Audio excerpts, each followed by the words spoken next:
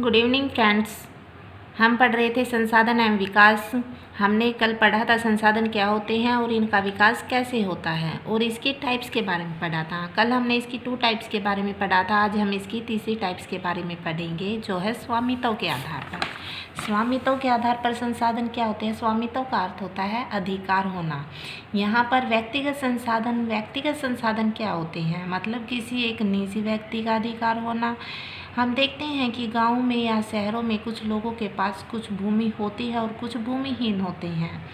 जो भूमिहीन होते हैं वो क्या करते हैं? सरकार से या अन्य लोगों से क्या करते हैं? भूमि लेते हैं, जिसके बदले में वो सरकार को कर या लगान देते हैं और उस भूमि पर वो बागान वगैरह की खेती करके या अन्य फसलों की खेती करके गवर्नमेंट को बेचते हैं और जो भी उनसे उन्हें पैसा या वसूली मिलती है उसके बदले में वो अपनी आर्थिक आवश्यकताओं की पूर्ति करते हैं। ऐसे ही गांव में बाग, चारागाह, तालाब या कुएं भी होते हैं जिसे वो लोग संसाधन के रूप में इस्तेमाल करते हैं।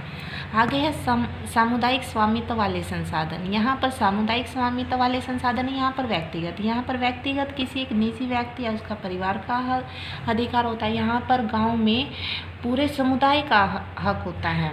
अर्थात गांव में क्या करते हैं कि एक बड़े क्षेत्र को खाली छोड़ दिया जाता है ताकि कोई भी समुदाय या कोई भी लोग उसे अपनी आवश्यकता के अनुसार वहाँ पर उसे इस्तेमाल कर सकता है। ऐसे ही शहरों या नगरों में क्या होता है? सार्वजनिक पार्क, पिकनिक स्थल होते हैं जहाँ पर लोग अपनी आवश्यकता अनुसार या मनोरंजन के लिए उन्हें संसाधन के रूप में यूज करते हैं। आगे है इसका राष्ट्रीय संसाधन क्या होते हैं? राष्ट्र मीन्स देश। वह संसाधन मतलब किसी एक देश का या राष्ट्र की सीमाओं के अंदर, उसकी राजनीतिक सीमाओं के अंदर जितने भी संसाधन पाए जाते हैं उस पर उस देश का अपना अधिकार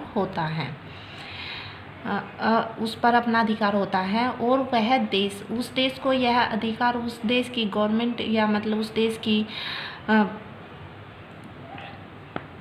उस देश की सरकार को यह अधिकार होता है कि वह आम जनता के लिए किसी व्यक्तिगत निजी व्यक्तियों के संसाधनों को भी यूज कर सकती हैं। जैसे कि हमारे देश की सरकार किसी निजी व्यक्ति की भूमि से या फिर उसके क्षेत्र से क्या करती है? सड़कें, नहरें या रेल लाइनें निकाल सकती हैं। इससे क्या होगा? आम जनता को फ़ायदा होता है। और वह सारे खनिज पदार्थ, जल संसाधन, वन्य जीवन, राजनीतिक सीमाओं के अंदर पाई जाने वाली भूमि व 12 समुद्री मील तक महासागरीय क्षेत्र, इन पर भी क्या है? एक राष्ट्रीय संपदा मतलब राष्ट्रीय अधिकार है। एक राजनीतिक देश की सीमाओं के अंदर पाए जाने वाले वह सभी संसाधन पर एक देश का अधिकार होता है। अगर किसी देश की सीमा किसी महासागर से या समुद्र से लगती है तो वहाँ पर भी 12 समुद्री मील यानी कि 22.2 किलोमीटर तक उस देश का अधिकार होता है। उस जल में पाए जाने वाले सभी संसाधनों पर उसी देश का, राष्ट्र का अधिकार होता है। जैसे राष्ट्रीय संसाधन होते हैं वैसे ही अंतर्राष्ट्रीय संसाधन भी होते हैं, लेकिन अंतर्राष्ट्रीय संसाधनों को कोई भी देश अपनी इच्छा शक्ति के अनुसार यूज़ नहीं कर सकता। उसे क्या है? किसी भी अंतर्राष्ट्रीय संस्थानों की सहमति लेनी जरूरी होती है। यहाँ पर अंतर्राष्ट्रीय संसाधन वे होते हैं जो 12 नॉटिकल मील से आगे 200 नॉटिकल मील तक जितना भी क्षेत्र होता है उसे अपवर्जक क्षेत्र बोलते हैं और वहाँ पर अंतर्राष्ट्रीय संस्थाओं का अधिकार होता है।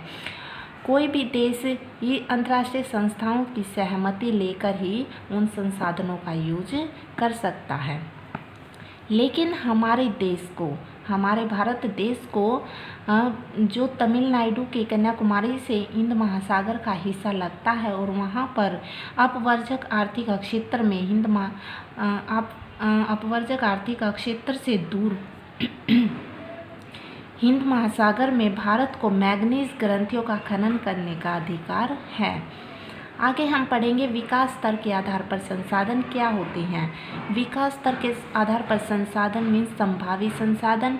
संभावित संसाधन वे होते हैं जो किसी भी एक प्रदेश या देश में विद्यमान तो होते हैं लेकिन हम उनको उपयोग में नहीं ला सकते। क्योंकि अच्छी टेक्नोलॉजी विकसित ना होने के कारण हम उन्हें उपयोग में नहीं ला सकते। जैसे कि हमारे भारत में पश्चिमी भाग गुजरात व राजस्थान में पवन ऊर्जा और सौर ऊर्जा की संसाधनों की अपार संभावना है, लेकिन यहाँ पर अच्छी टेक्नोलॉजी विकसित ना होने के कारण हम इन्हें अभी तक उपयोग में नहीं ला सकते। ऐसे ही विकसित संसाधन वे होते हैं जो एक सर्वे के आधार पर निश्चित किए जाते हैं या उनकी गुणवत्ता के आधार पर उनकी मात्रा को निश्चित किया जाता है, अर्थात वो संसाधन क्या कहलाते हैं, विकसित संसाधन कहलाते हैं। इन संसाधनों का विकास टेक्नोलॉजी और उनकी संभाव्यता के स्तर पर निर्भर करता है। आगे है भंडार। भंडार क्या होते हैं? पर्यावरण में उपलब्ध वे पदार्थ जो मानव की आवश्यकताओं की पूर्ति कर सकते हैं परंतु उपयुक्त प्रौद्योगिकी के अभाव से उसकी पहुंच से क्या होते हैं, बाहर हैं। अर्थात कि हमारी प्रकृति में, हमारे इन्वायरमेंट में बहुत से ऐसे संसाधन हैं जो मानव की आवश्यकताओं की पूर्ति तो कर सकते हैं लेकिन अच्छी टेक्नोलॉजी के कारण वे अभी तक यूज़ में नहीं लाई जा सकते। जैसे हाइड्रोजन गैस ऊर्जा का बहुत अच्छा स्रोत है लेकिन अभी तक हम इसका उपयोग नहीं कर सकते। क्योंकि अभी तक इसकी टेक्नोलॉजी विकसित नहीं हुई है। ऐसे ही है संचित कोष मतलब जो हम भविष्य के लिए किन संसाधनों का भंडार किया हुआ है या किन को कर सकते हैं। यह संसाधन भंडार का ही एक हिस्सा है जिन्हें उपलब्ध तकनीकी ज्ञान की सहायता से प्रयोग में लाया जा सकता है। अर्थात जैसे नदियों के अंदर पानी है, झीलों के अंदर पानी है, उनसे हम क्या कर सकते हैं, भविष्य में इलेक्ट्रिसिटी बना सकते हैं। नदियों पर बांध बनाकर उनके जल को हम सिंचाई के लिए या इलेक्ट्रिसिटी के लिए या ऊर्जा के लिए उपयोग में ला सकते हैं। जिन संसाधनों का उपयोग भविष्य में किया जाना है उन संसाधनों को हम संचित कोष संसाधन कहते हैं। ओके फ्रेंड्स, आज के लिए इतना ही। आपको हमारी ये वीडियो कैसी लगी हमें कमेंट करके ज़रूर बताइएगा और अधिक से अधिक इस वीडियो को लाइक एंड सब्सक्राइब कीजिए।